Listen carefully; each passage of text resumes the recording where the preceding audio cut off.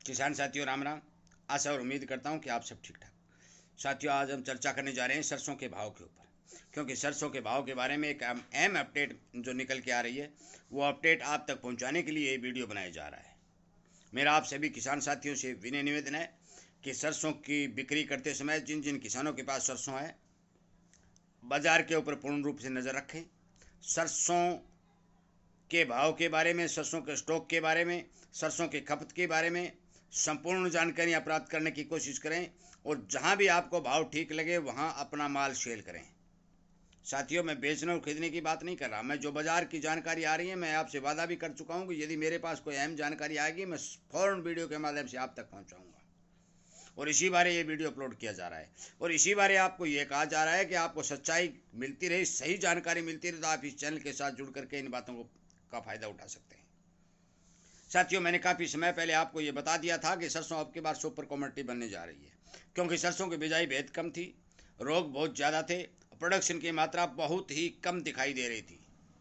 जो आंकड़े जो कुछ भी कहें, 80 और 85 लाख टन से ज़्यादा सरसों की आमदन अब की बार भारत में नहीं हुई थी, जिसके चलते सरसों की लगातार कमी देखी जा रही है, जो अब साबित भी हो चुकी है।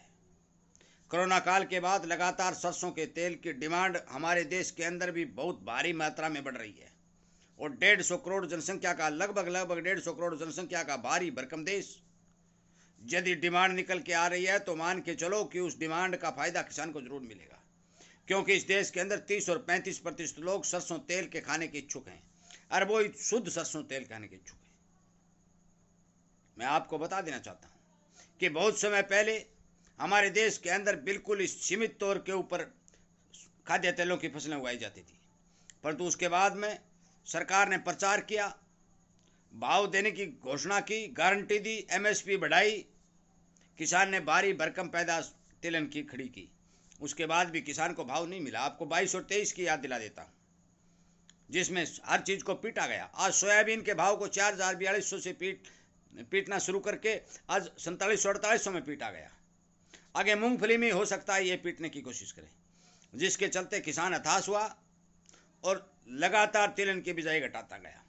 अब की बार भी मैं बता चुका हूँ कि सोयाबीन और मूंगफली दोनों ही फसलों की बिजाई संपूर्ण रूप से घटने के समाचार मिल रहे हैं। अधिक तापमान और नमी की कमी के चलते फसलें बहुत ज़्यादा खराब हो रही हैं। कुछ जगह खंड वर्षा के चलते पानी भराव से भी फसलें बहुत ज़्यादा खराब हो रही हैं। इसका मतलब है कि तिलहन की फसलों का भविष्य खतरे में है, और इन सब बातों का पता बाजार में तेल के ऊपर काम करने वाले सभी कारोबारियों को होता है। एक एक पल पल की खबर ये रखते हैं, जिसके तहत जो ही सामान मंडी में आता है, ये सरकारी एमएसपी खरीद करने से पहले पहले अपना स्टॉक पूर्ण रूप से भरने की कोशिश करते हैं, ताकि आगे आने वाले समय में मुनाफा वसूली करके अपना पैसा कमाया जाए। बात सरसों की कर रहे हैं साथियों। पिछले साल भी इन दिनों सरसों की आमदनी बाजार के अंदर थी। उस बाजार के अंदर जो आमदनी थी, उसके सेम आमदनी अब की बार चल रही है। कोई 10-20 हजार बैग का आसपास का फर्क आ रहा है, परंतु शुरुआत से लेकर अब तक बाजार के अंदर जो रिपोर्ट निकल के आई है, वो 20% सरसों कम पिछले साल से भी इस साल आई है। अब आप हिसाब लगाइए, खुद हिसाब लगाइए। एमएसपी पर भी खरीद हुई, एमएसपी के ऊपर भी खरीद की गई, किसान को संतोषजनक भाव भी मिले, उसके बाद भी सरसों की 20% की कमी क्यों आई? क्योंकि सरकारी आंकड़े तो फसल की बंपर पैदावार बता रहे थे, फिर ये कमी क्यों आई? और अभी यदि 20% की कमी बाजार के अंदर सरसों आने की है, तो आगे आने वाले मार्च तक के समय में कितनी कमी दिखाई दे सकती है? साथियों, दिल्ली दूर है, और जो बाजार के जानकारों ने जो आंकड़ा दिया है कि सलोनी 9,000 और जयपुर 82-8500 के भाव बन जाने चाहिए, साथियों वे बनने की पूर्ण संभावना दिखाई दे रही है। क्योंकि आज भी सरसों के भाव को कई जगह 150 रुपए तक का सहारा है, कई जगह 100 रुपए का सहारा है, कई जगह 75 रुपए का सहारा है। मैंने आपको यह बताया कि कोल्ड प्रेस तेल की डिमांड हमारे भारत में बढ़ रही है, विदेशों में भी कोल्ड प्रेस तेल की डिमांड बढ़ रही है। उसके चलते भी मेरे पास जो खबर निकल के आई है कि कोल्ड प्रेस तेल बनाने वाले जितने भी मिलर हैं, जितनों ने भी अपनी यूनिटें लगा रखी हैं, उन्होंने सरसों का स्टॉक करना शुरू कर दिया है।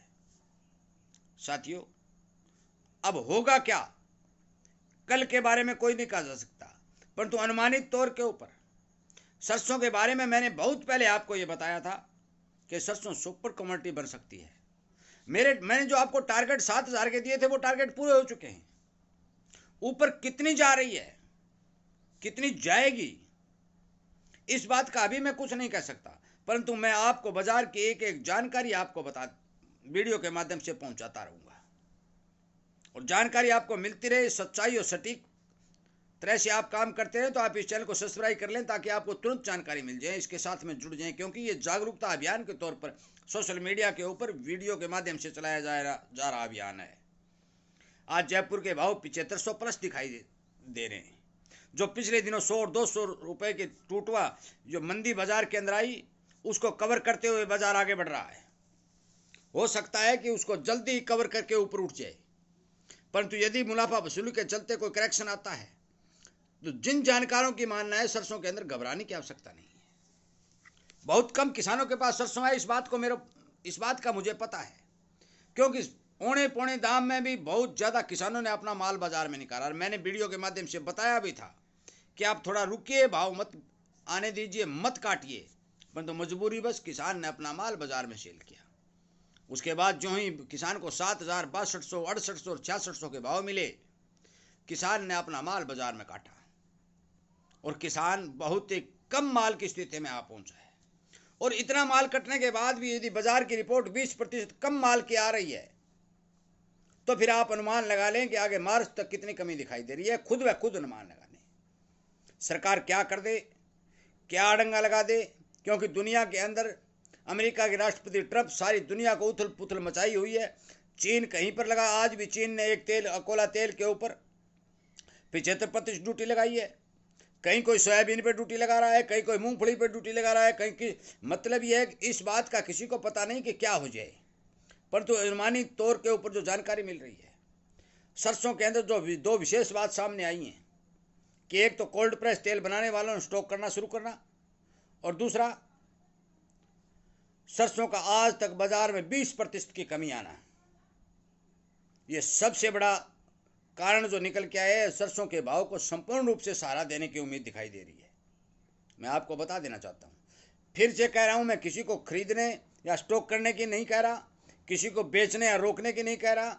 मेरा एक ध्येय है कि जो भी मेरे पास जानकारी आएगी वो वीडियो के माध्यम से आप तक पहुँचा दी जाएगी। आज दोनों ही जानकारियाँ मेरे पास आई, मैंने दोनों ही आप तक पहुँचाई। आपको बाजार का हर ट्रेंड आपको बताया। इस बारे आप खुद विचार करें, अपने दिमाग से काम करें और अपने सोच समझकर अपने माल को बाजार में काटें, क्योंकि मेरे पास जो जानकारी आई है अभी तक आ रही है कि अब की बार सरसों सुपर कमोडिटी बन सकती है। और मैं मानता भी हूं और अनुमानित तौर पर मैं इस बात से संतुष्ट भी हूं, भी हो सकता है कि सुपर कमोडिटी बन जाए। वीडियो को ज़्यादा से ज़्यादा शेयर करें और किसान को इस बारे जानकारी दें। और यदि इसी तरह की जानकारी आपको मिलती रहे तो आप इस चैनल को सब्सक्राइब करके इसके साथ जुड़ जाइए। इन्हीं बातों के साथ वीडियो को विराम देता हूं। उम्मीद करता हूं कि आप जरूर किसान हित में काम करेंगे। जय हिंद।